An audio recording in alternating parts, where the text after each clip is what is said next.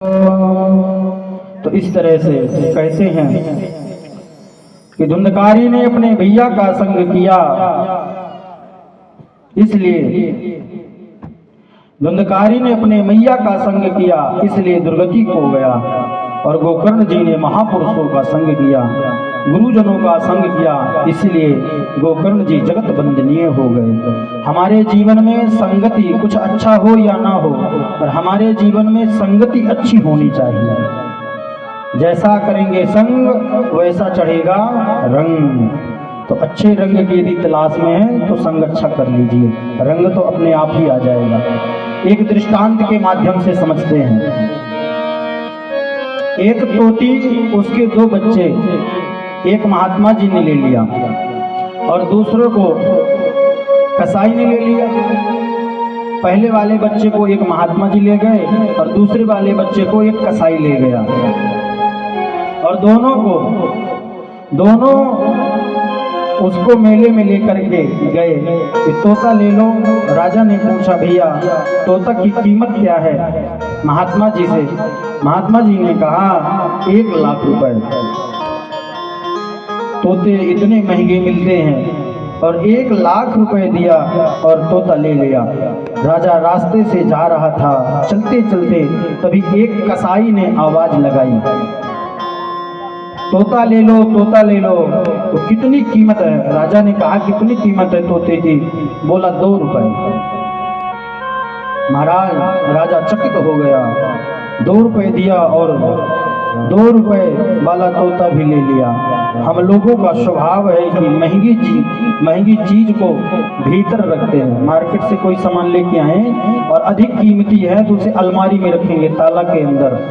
सस्ती होगी तो ऐसे रख देंगे, कहीं भी पड़ा रहे।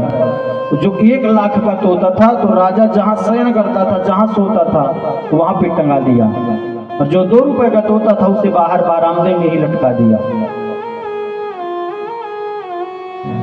राजा सोया, प्रातःकालीन सुबह 4 बजे खर्राटे ले रहा था।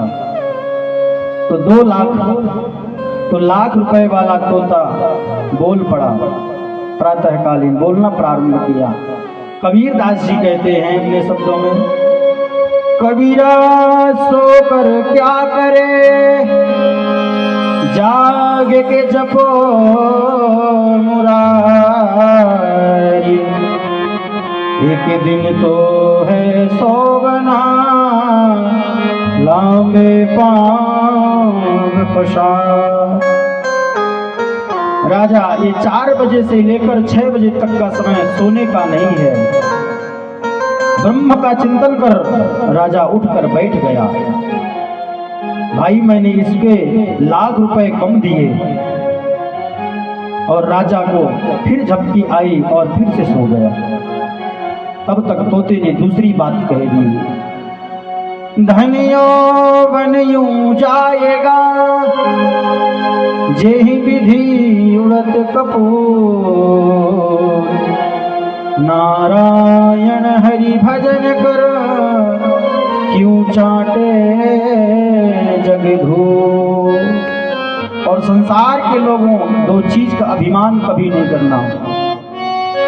ये चीज क्या है? बोले जवानी और धन। इसका कभी अभिमान मत करना। ये दोनों कपूर की तरह उड़ने वाले हैं। राजा के नेत्रों से तो अश्रु बह पड़े, अश्रु बहने लगे। मैंने इस तोते के लिए 1 लाख रुपए कम दिया।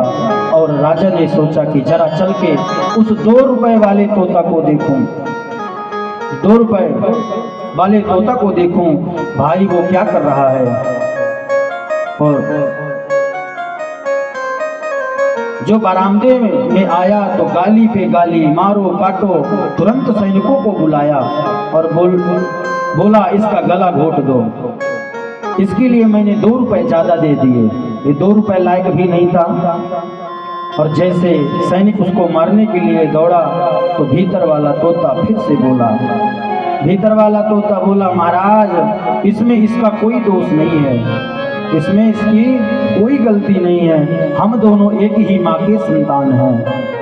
हम दोनों सगे सगे भाई हैं। विषमता ये हो गई कि मैं तो महात्मा के पास चला गया, इसलिए मेरी कीमत 1 लाख रुपए की हो गई, और मेरा दूसरा भाई एक कसाई के यहाँ चला गया, इसलिए इसकी कीमत कम हो गई।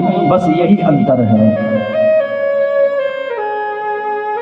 एक दृष्टांत से और समझे, जैसे एक ही वृक्ष में 2 फूल होते, माली गया बढ़िया दिव्य फूल को तोड़ करके माला बनाई, गोविंद के चरणों पर चढ़ गया।